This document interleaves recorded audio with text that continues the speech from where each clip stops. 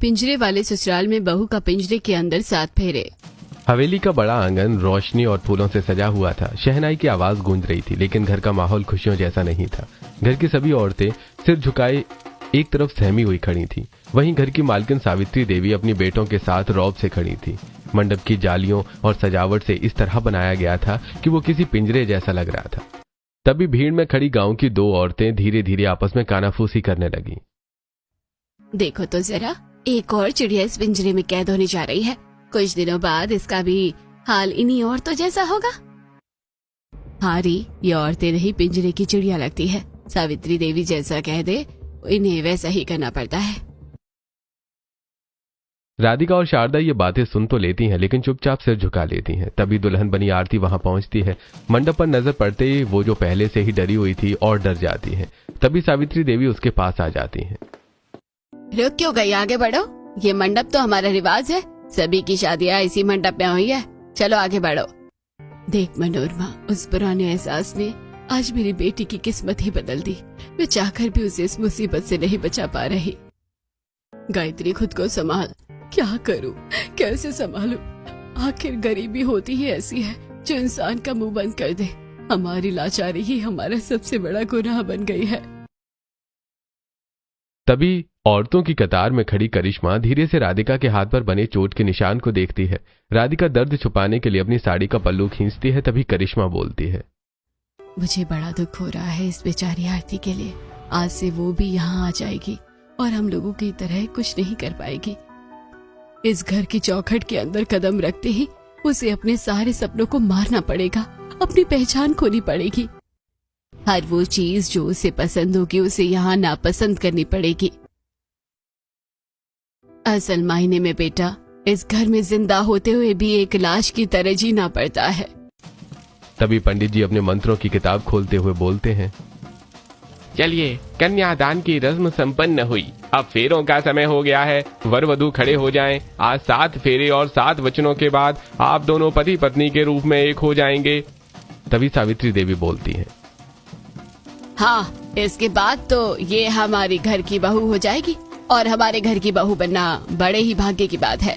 और वो भाग्य तुम्हें नसीब हुआ है आरती। तो अब जो ये सौभाग्य मिला है ना, इसकी मर्यादा को निभाना और बड़े ही सलीके से हमारे घर में रहना, समझी? अरे माँ, अगर प्यार से मर्यादा में रहेगी तो हम सिखा देंगे। आप इतना क्यों सोच रही हैं? इस घर में सबको सीधा करना मुझे अच्छे से आता है। हाँ, तू ठीक कह रहा है महेंद्र। चलिए, पहला फेरा शुरू कीजिए। पहला फेरा धर्म और कर्तव्य का प्रतीक है। और बहुओं का सबसे बड़ा धर्म और कर्तव्य है अपने घर वालों की बात को मानना। हाँ, सबकी बातों को मानना और अपने ही दिल की बातों को मार डालना। शायद हमें याद रखना चाहिए कि हर चमकती चीज सोना नहीं होती। दूसरा फेरा सम्मान और विश्वास का। घर में सम्मान वही रहता है जहाँ औरतें अपनी सीमा में रहे, अपनी मर्यादा को ना लांघे। ये सुनते ही आरती तो वो जो पहले से डरी हुई रहती है वो और डर जाती है। सभी लोग देख रहे थे कि आरती बहुत डरी हुई है।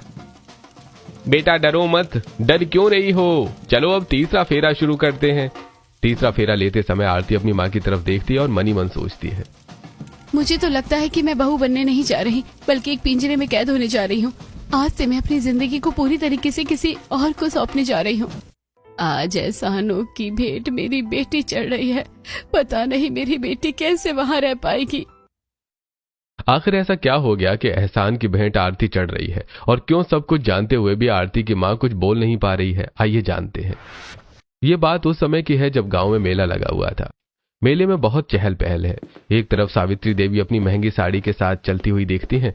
उनके साथ कुछ नौकर चाकर हैं जो उनके लिए रास्ता बना रहे हैं। दूसरी तरफ आरती और पूजा एक दुकान पर खड़ी चूड़ियां देख रही हैं। दीदी, ये वाली चूड़ी कितनी सुंदर है। हाँ आरती, पर अभी हमने जो छोटी सी चीज ली है उसी में खुश हो। हमारे पास इतने पैसे कहाँ कि सारी चीजें खरीद सके। सावित्री देवी की नजर उन दोनों पर पड़ती है। वो रुककर उन्हें ध्यान से देखती हैं और फिर पास खड़ी गांव की एक औरत सुशीला से पूछती है, सुनो, ये दोनों लड़कियां कौन हैं? प्रणाम दादी जी, ये तो गायत्री की बेटियां हैं। गायत्री? अरे ये तो विश्वनाथ की पत्नी है ना, वही विश्वनाथ जिस पर मेरे पति ने एहसान किया था।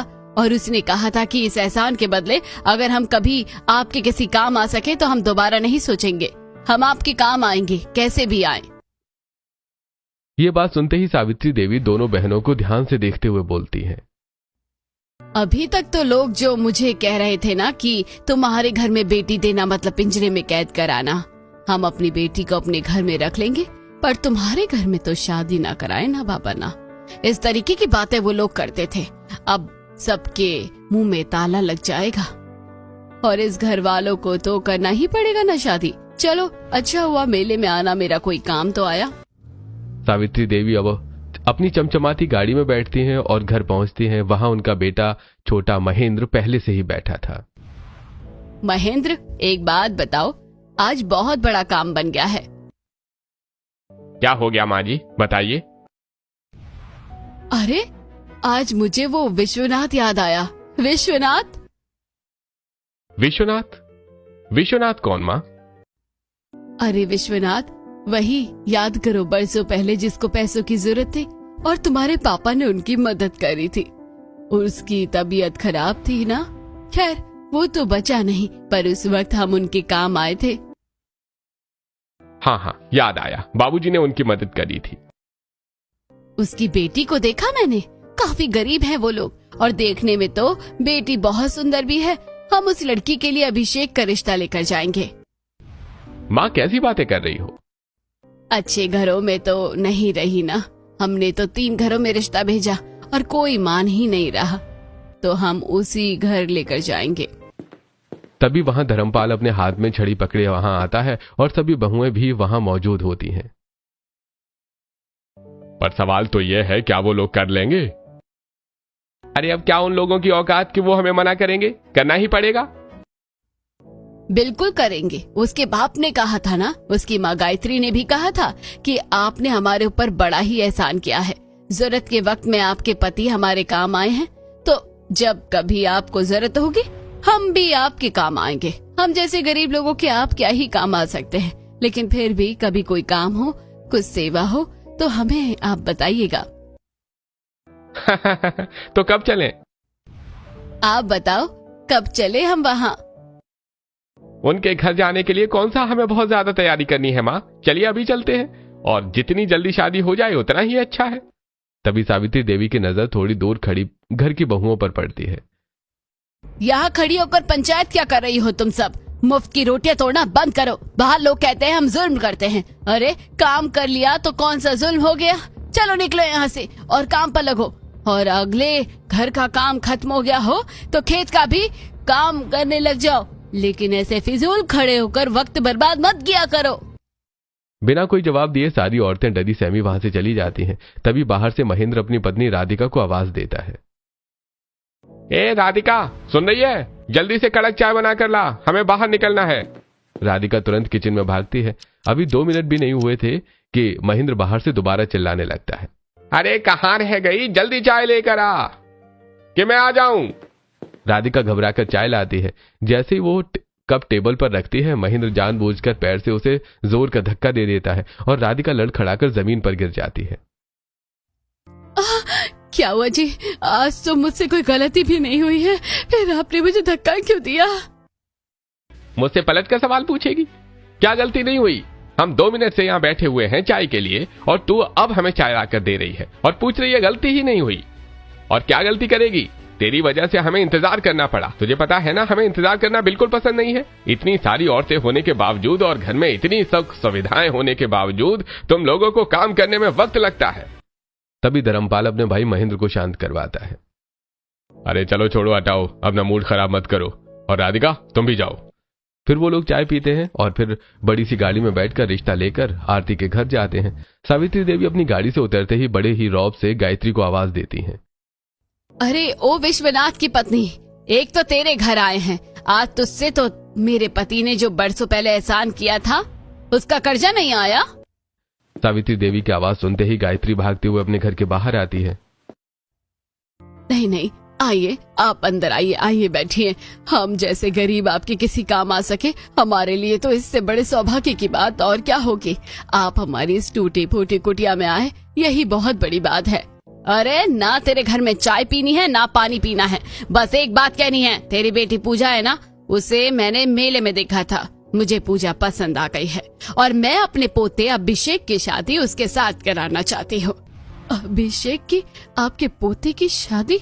मुझे मतलब हम तो बहुत गरीब हैं, हमारा और आपका क्या जोड़? बिल्कुल सही कहा, आपका और तेरा कोई जोड़ नहीं है, लेकिन बस हमें शादी करनी है। तेरी लड़की हमें पसंद आई है, इसमें जोड़ क्या करना है? अच्छा, पर मैं अपनी बेटी से एक बार पूछ तो लूं। बेटी से पूछ लूं? क्या लड़कियों से भी पूछकर ये सारे फैसले लिए जाते हैं? और पूछने का कोई वक्त नहीं है, मैंने कह दिया तो शादी होगी, ठीक है? और नहीं हुई ना तो फिर इसका अंजाम तू जानती ही है। इतना कहकर सावित्री देवी, महेंद्र और धर्मपाल तेजी से वापस गाड़ी में बैठ जाते हैं और चले जाते हैं। गायत्री, उसकी बेटी पूजा और आरती वहीं खड़े रह जाते हैं। तभी पूजा अपनी माँ गायत्री से पूछती है, माँ, ये लोग क्या कह रहे हैं? एहसान के बदले मैं शादी कर लूं, ये कैसी बात हुई? बेटा, हम क्या कर सकते हैं? तू देख रही थी ना वो कैसे धमका के गए हैं।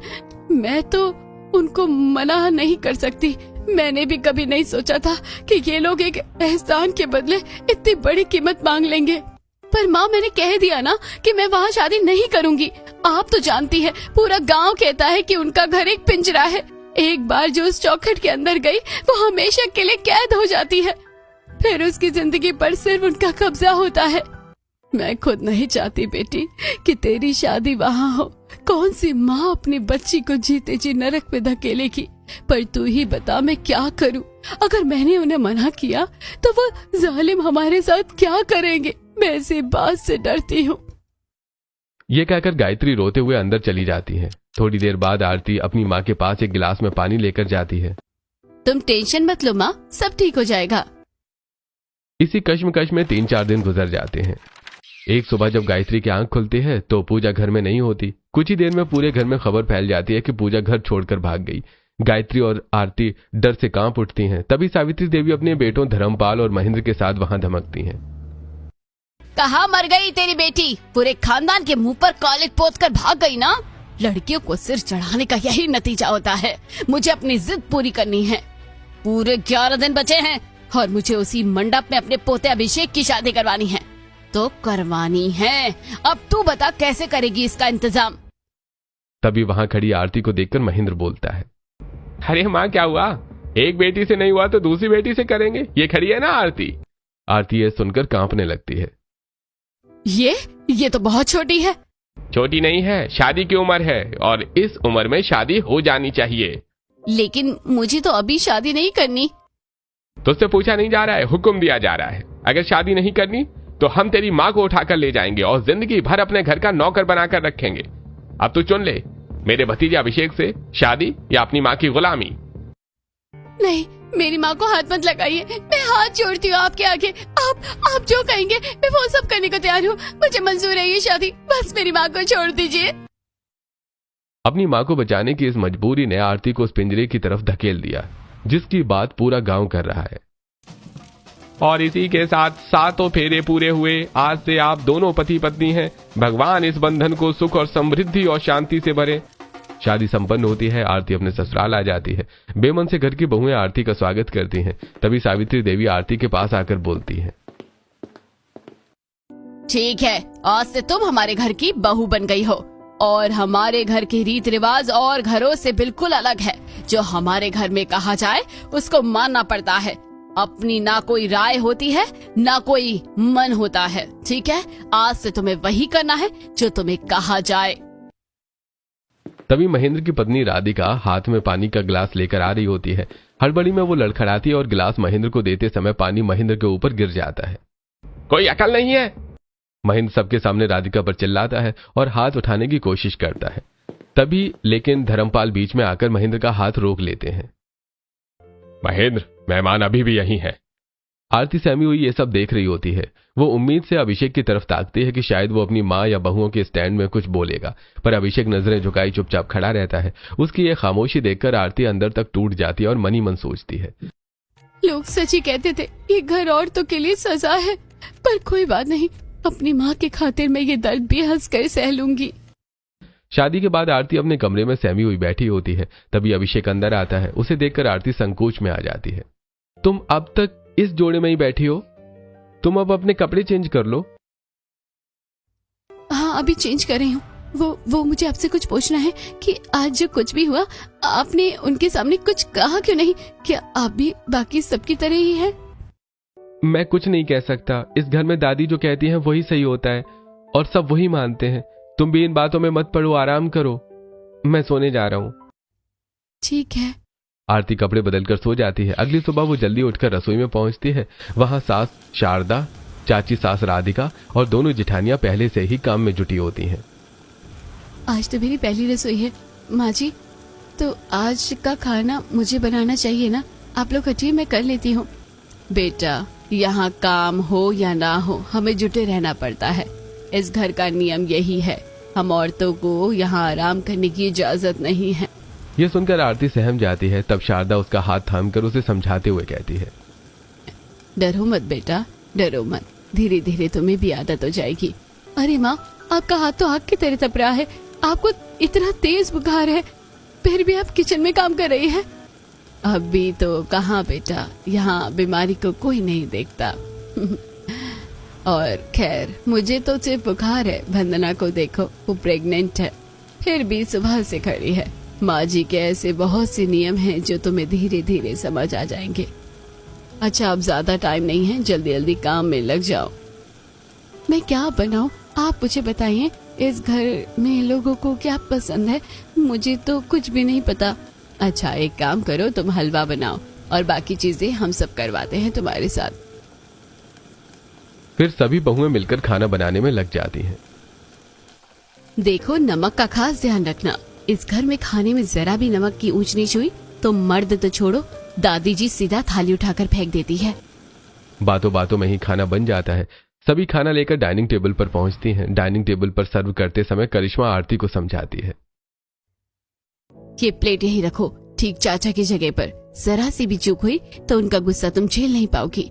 इस घर में डाइनिंग टेबल सजाने से लेकर सांस लेने तक सब कुछ उन्हीं के हिसाब से होता है। औरतें यहाँ अपनी मर्जी से एक चम्मच भी नहीं ला सकती। तो गांव वाले सही कहते थे, ये घर औरतों के लिए सचमुच एक पिंजरा है। हाँ, ये सच है। और इस पिंजरे की जंजीरें कितनी भारी है, ये तुम्हें धीरे धीरे समझ आ जाएगा।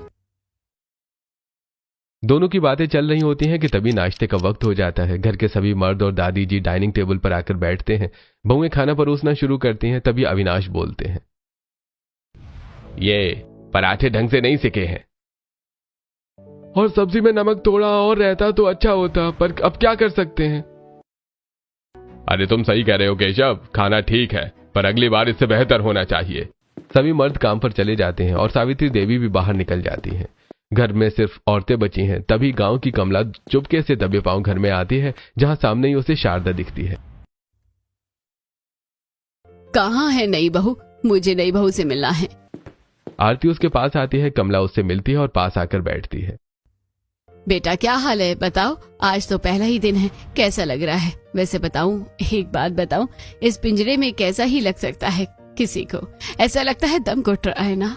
यहाँ ताले लग जाते हैं इस घर में आने के बाद औरतों के। आप सच कह रही हैं चाची, यहाँ पे यही होता है। मतलब यहाँ पे तो खुलकर सांस लेने की भी अनुमति नहीं है। कमला बात कर ही रही होती है कि इतने में ही गाड़ी का हॉर्न दूर से सुनाई देता है। कमला हॉर्न की आवाज सुनते ही घबरा जाती है। चलो मैं जाती हूँ। तुम्हारी दादी को बिल्कुल भी पसंद नहीं है कि कोई भी घर की औरतें किसी बाहर वाले से कांटेक्ट में रहे। इतना कहकर कमला वहां से चली जाती है। कुछ देर बाद दादी सावित्री देवी आती हैं। वो देखती हैं कि सभी औरतें अपने अपने काम में लगी हैं। तभी करिश्मा धीरे से गाना गुनगुना रही होती है। सावित्री देवी एकदम चिल्लाती हैं, करिश्मा, मैंने कितनी बार कहा है ना कि ये सब इस घर में नहीं चलेगा। वो बस दादी, आपको पता है ना, गाने का शौकीन है। मैं 10 बार बता चुकी हूँ ना, यहाँ पे किसी के शौक नहीं चलते। अपने अपने शौकों को खत्म कर दो, ठीक है? और गाना बजाना या कुछ भी, यहाँ तक कि जो तुम्हें पसंद है ना, उस रंग के कपड़े भी मत पहना करो। समझ गई ना? सावित्री देवी करिश्मा को डांटने के बाद वहीं खड़ी थी। तभी मंझली बहू वंदना, जो कि गर्भवती है, डरते हुए उनके पास आती है। दादी जी, मैंने आपके लिए चाय बनाई थी। मुझे तुम्हारे हाथ की चाय नहीं पीनी है, ठीक है? जाओ यहाँ से। वंदना उदास होकर वहां से चली जाती है। सावित्री देवी के जाने के बाद सभी बहुएं एक साथ हॉल में बने हुए सोफे पर बैठती हैं और आपस में बात करती हैं। देखा, दादी ने वंदना से बात तक नहीं की। हाँ, और मुझे पता है उन्होंने बात इसलिए नहीं की क्योंकि उसने एक लड़के को नहीं, लड़की को जन्म दिया है। अब वो दोबारा प्रेग्नेंट है। कैसी अजीब सी बात है। यहाँ हर एक चीज के लिए सिर्फ बहुएं ही जिम्मेदार मानी जाती है। अब बेचारी दोबारा प्रेग्नेंट है और उसको सिर्फ एक ही चीज का डर खाया जा रहा है कि अगर दोबारा बेटी हो गई तो फिर घर में उसके साथ कितना ही बुरा होगा। पहले में तो बस घर के लोगों ने बात करना ही छोड़ा है, दूसरे में पता नहीं क्या हो जाएगा। इस चीज में उनकी क्या गलती है? मतलब गलती तो किसी चीज में नहीं है, लेकिन सजा तो और तो कहीं मिल रही है ना। सब लोग मायूस होकर अपने अपने काम में लग जाते हैं। रात का समय होता है। आरती अपने कमरे में अकेली बैठी बहुत परेशान और डरी हुई रो रही होती है। तभी अभिषेक कमरे में आता है। अरे तुम रो क्यों रही हो? आपके घर जो हो रहा है ना, मुझे सब चीज से थोड़ा डर लग रहा है। इसमें डरने की क्या बात है? धीरे धीरे सब ठीक हो जाएगा। तुम्हें इतना सोचने की जरूरत नहीं है। सो जाओ, काफी रात हो चुकी है। इतना कहकर अभिषेक चुपचाप सो जाता है। आरती रात भर जागती रहती है। अगले दिन फिर सभी बहुएं किचन में नाश्ते की तैयारी कर रही होती हैं और खाना बनाते वक्त गैस सिलेंडर खत्म हो जाता है और शारदा घबराकर बोलती है, हे माँ, सिलेंडर खत्म हो गया है। अब सिलेंडर कहाँ से लेकर आए? और खाने में भी देरी हुई तो सब हमें ही सुनाएंगे। तभी सभी बहुएं किचन से बाहर आती हैं, जहां हॉल में महेंद्र और धर्मपाल बैठे अखबार पढ़ रहे होते हैं और वंदना उससे बोलती है, पिताजी, किचन में गैस सिलेंडर खत्म हो गया है। हम गैस सिलेंडर कहाँ से लाएंगे? कहाँ से लेकर आओगी? ऊपर रखा सिलेंडर लेकर आओ, लगाओ। इसमें क्या है? ऐसी गदर मचा के रखी है सिलेंडर सिलेंडर सिलेंडर कि पता नहीं क्या हो गया है। सिलेंडर कहाँ से लाएंगे? भरा हुआ सिलेंडर तो बहुत भारी होता है, और फिर वंदना भाभी कैसे लाएगी? अरे यहाँ पर नाम नहीं चलता है। उसको बोलो कि उसकी पत्नी है। औरतों की कोई पहचान नहीं होती, समझ गई तुम सब? अरे देखो, दोबारा से सवाल मत करना मुझसे। चाचा जी, मैं बस ये पूछ रही हूँ कि ये परंपरा कैसी है, और वंदना भाभी जो गर्भवती है वो कैसे वो ऊपर से सिलेंडर उतार कर लेकर आ पाएगी? वंदना तो सिलेंडर उतार कर भी लाएगी और लगाएगी भी, और तुम्हें ना तुम्हारी जबान चलाने की सजा भी मिलेगी। तभी महेंद्र सभी बहुओं को आदेश देता है, सब कान खोलकर सुन लो। आज पूरे दिन अभिषेक की पत्नी को छत पर खड़ा रहना है धूप में, और इसको पापड़ दे दो बनाने के लिए। पापड़ बनाएगी और घर के जितने कपड़े हैं ना, मशीन से नहीं, खुद धुलेगी अपने हाथों से। वो आरती को छत में कपड़े दे देते हैं। वहीं दूसरी तरफ वंदना भारी सिलेंडर खुद उठाकर लेकर सीढ़ियों से नीचे आ रही होती है, और ये सब वंदना की छोटी बेटी आशा उसे देखती है और भागकर अपनी माँ की मदद के लिए जाती है। माँ, लाओ, मैं तुम्हारी मदद करती हूँ, तुम्हें दर्द हो रहा होगा ना। उसे देखकर शारदा खुद को रोक नहीं पाती और उसकी मदद करने की सीढ़ियों के ऊपर जाने लगती है। तभी सावित्री देवी बोलती है, रुक जाओ बहू, कोई इसकी मदद के लिए नहीं जाएगा। इसने हमें इस घर के लिए पहली बार में बेटी दी। इससे पहले हमारे घर में बेटी नहीं हुई, और हम बिल्कुल नहीं चाहते कि हमारे घर में कोई बेटी जन्मे। इसकी यही सजा है। दूसरी तरफ शादी के कुछ ही दिन बाद ही आरती को भी सजा मिलती है। आरती छत पर बहुत सारे कपड़े धो रही होती है। धूप में आरती गर्मी से परेशान हो जाती है और रोने लगती है। तभी उसका पति अभिषेक चुपचाप वहां आ जाता है। आरती, तुम रो मत। आप कैसे पति हैं? आप मेरे लिए कुछ कर नहीं सकते, और आप कह रहे हैं कि मैं रो नहीं। मैं रोऊं क्यों नहीं? मैं क्यों नहीं रोऊं? मेरा पति, उसके सामने मेरे लिए बुरे बुरे अल्फाज बोले जा रहे हैं, और आपसे कुछ कहा नहीं गया। आपके सामने किसी दूसरी औरत को इस तरह मारा जा रहा है, और आप चुपचाप खड़े रहते हैं, और आप कह रहे हैं कि मैं चुप रहूं? क्यों ना बोलूं, क्यों ना रहूं? तभी महेंद्र का बेटा राहुल वहां आता है। आरती भाभी, मुझे माफ कर दीजिए। मुझे पता है हमारे पापा पता नहीं कैसे हैं। पापा जी बहुत बुरे हैं, लेकिन हाँ, आपकी बहन पूजा का मेरे पास फोन आया था। मुझे नहीं पता उन्हें मेरा नंबर कहाँ से मिला, पर उन्होंने मुझसे कहा था कि मैं आपसे बात करा दूं। राहुल अपने फोन से पूजा को वापस कॉल करता है और स्पीकर ऑन कर देता है। आरती, मुझे माफ कर दे। मैं तो खुद को बचाकर चली आई, लेकिन मुझे नहीं पता था कि तेरी शादी वहां जबरदस्ती करवा दी जाएगी। मुझे पता है उस घर में कोई तुम्हारा साथ नहीं देता, और तुम्हारा पति भी तुम्हारा साथ नहीं देता। स्पीकर पर यह सुनकर अभिषेक को बहुत बुरा लगता है। पर अब तू फिक्र मत कर, मैं तेरा साथ दूंगी। मैंने तेरे ससुराल वालों की हर चीज का पता करवा लिया है, बस बिल्कुल फिक्र मत कर, सब कुछ पता ही चल गया है मुझे। तेरे घर वालों के बारे में, तेरे चाचा के बारे में, सबके बारे में सब कुछ पता चल गया है। अब तू घर में कुछ ऐसी चीज निकाल जिसकी मदद से हम उनके खिलाफ केस कर सके। बाहर से तो मुझे सारी इन्फॉर्मेशन मिल रही है कि तेरे चाचा क्या क्या इल्लीगल काम करते हैं, कैसे लोगों की जमीन को हड़प कर बैठे हैं। अभिषेक ये सब सुनकर शर्मिंदा होता है। तभी राहुल बीच में बोलता है, हाँ मेरे पापा हैं ही ऐसे, और मुझे पता है मेरे पापा के इन सब कारनामों के बारे में, लेकिन दादी के आगे किसकी चलती है, और दादी को तो बस महेंद्र चाचा का ही काम अच्छा लगता है। अभी तक तो शायद मैंने तुम्हारा साथ नहीं दिया और ना ही इस घर की किसी औरत का साथ दिया, लेकिन अब तुम्हारा साथ दूंगा और बाकी औरतों का भी। अब ये सब कुछ ज्यादा दिन तक नहीं चलेगा। उस दिन के बाद अभिषेक, आरती और राहुल चुपचाप घर में होने वाले जुल्मों को रिकॉर्ड करने में लग गई। महेंद्र का चिल्लाना, बहुओं के साथ बुरा व्यवहार करना, सब कुछ कैमरे में कैद हो गया। उधर पूजा बाहर से महेंद्र के अवैध कामों और जमीन हड़पने के सबूत जुटा रही थी। एक दिन अचानक गांव के आलीशान आंगन में पुलिस की गाड़ी आ खड़ी हुई। पूजा अपनी मां गायत्री और गांव के कुछ पंचों के साथ अंदर आती है। सावित्री देवी, धर्मपाल और महेंद्र अकड़ में बाहर आते हैं। पुलिस हमारे घर पर? आपकी हिम्मत कैसे हुई हमारे घर में आने की, और किसने बुलाया है आपको हमारे घर में? तुम्हारी घर की बहू ने।